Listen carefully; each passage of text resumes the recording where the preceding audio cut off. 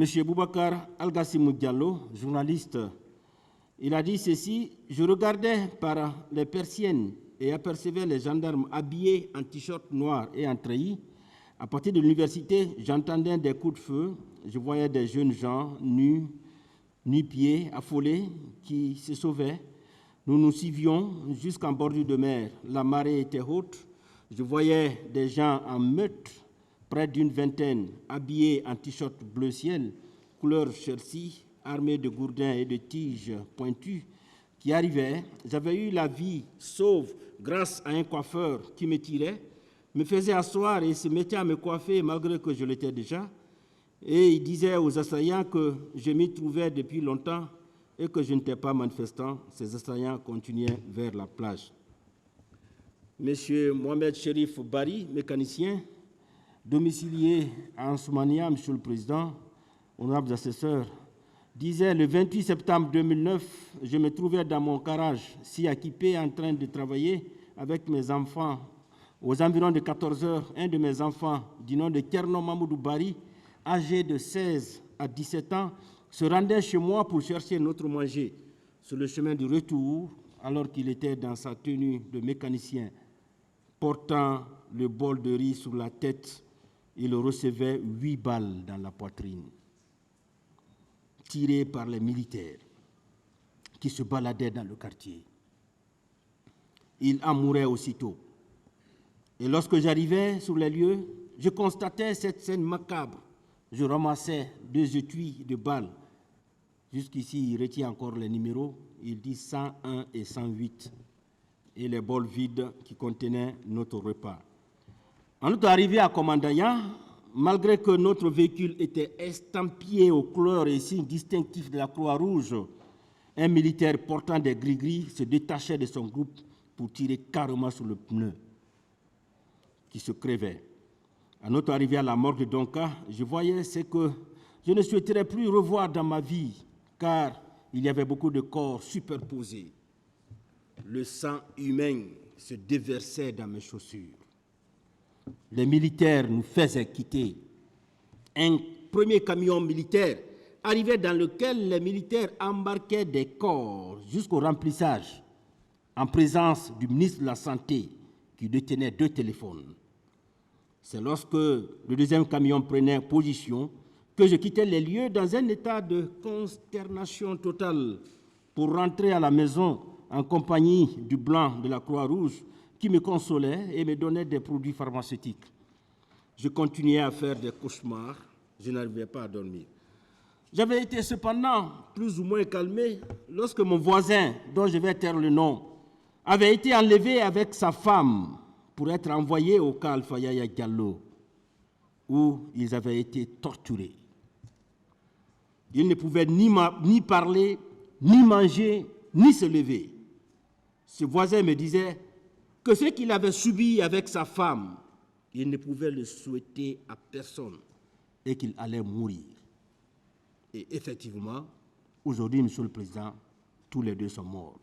Et le monsieur et sa femme, qui avaient été transportés au camp Alpha Yaya pour être torturés, tous les 2 sont morts. Il continue le jour de la restitution des corps. Je me rendais à la mosquée Faisal dans l'espoir de retrouver le corps de mon enfant. Malheureusement, je ne l'ai jamais revu. Colonel Gabriel Tamba Gabriel Diawara, un grand officier. Un officier qui était compris sur la liste des 23 gendarmes qui avaient été affectés au service antidrogue. Dès qu'il est arrivé là-bas, il a vu ce qui s'y passait, il a rebroussé chemin. Il n'a pas accepté de travailler au service antidrogue. Et il a été cité par qui? Par l'aide des accusés. Colonel Ibrahim Kamara Kalonzo. Il est venu ici, Monsieur le Président. Peut-être le colonel pensait qu'il allait venir dire ici, effectivement, à la date du 6 novembre, il était encore au PM3, mais Gabriel est venu dire ici que lui, au moment où il prenait service, colonel Kalonzo n'y était plus. Et que c'est lui d'ailleurs qui s'est battu pour qu'il y ait une réconciliation entre lui et son chef. Donc il a apporté un démenti formel par rapport à la présence de Kalozo à la date du 6 novembre. Et ce qui est d'ailleurs confirmé, Monsieur le Président, parce que ça nous a encore réconforté, parce qu'on s'est dit que capitaine Sori Kondé, qui est venu ici, au cours de sa déposition de témoins, il dit que le 28 septembre, Kalozo était leur chef d'équipe.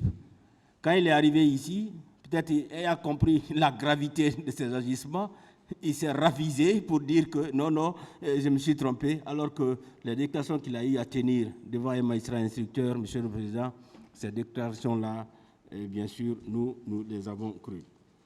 Et voici ce qu'on a pu dire, Monsieur le Président, honorables assesseurs, par rapport à l'administration des preuves. Les preuves, oui, il y en a. Il y en a au dossier, Monsieur le Président, et c'est sur la base de ces preuves-là que vous allez fonder votre décision. À présent, on va aborder un sujet qui fâche, mais qui pourtant, on doit en parler, c'est la requalification, Monsieur le Président. La fois dernière, on a effleuré un peu, on en a parlé, mais pas tellement.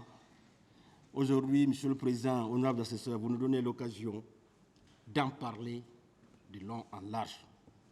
Et à la fin, vous comprendrez, Monsieur le Président, et même les plus sceptiques comprendront qu'il y a nécessité à procéder à une requalification, parce que les faits qui sont portés devant vous méritent une appellation adéquate.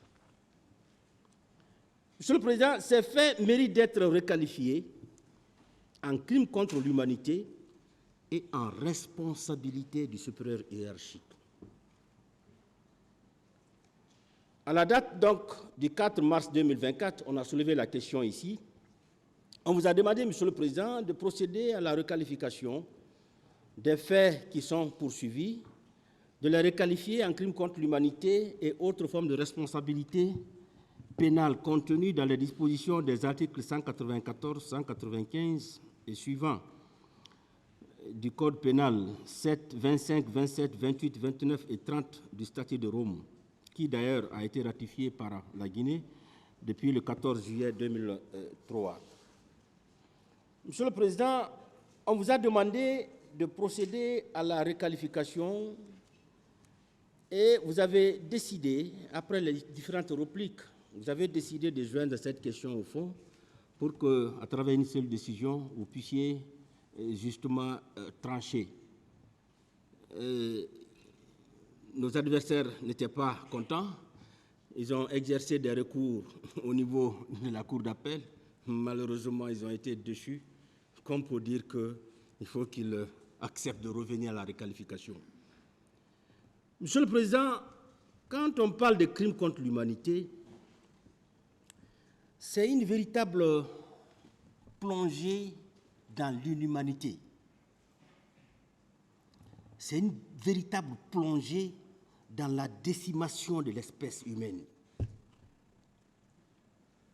C'est de procéder, Monsieur le Président, à la suppression massive des âmes.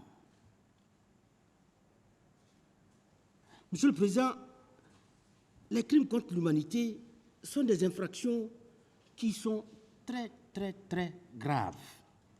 C'est pourquoi, aujourd'hui, dans toutes les instances internationales, on ne s'amuse pas avec cette infraction-là.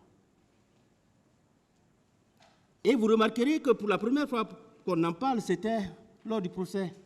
Il va en parler tout à l'heure. Un procès qui s'est tenu aux États-Unis. Mais la question surtout, on l'a davantage abordée au cours du procès de Nuremberg. Ils étaient au nombre de 22 accusés, Monsieur le Président, à comparaître devant le tribunal de Nuremberg. Sur les 22, un s'était suicidé. Les 12 ont été condamnés à la peine capitale. Et ces 12-là, Monsieur le Président, n'avaient jamais été sur le terrain, alors que ceux qui sont assis là, presque tous étaient au stade. Les 12 qui ont écopé la peine capitale n'ont pas été sur le terrain des opérations, mais ceux-là étaient sur le terrain.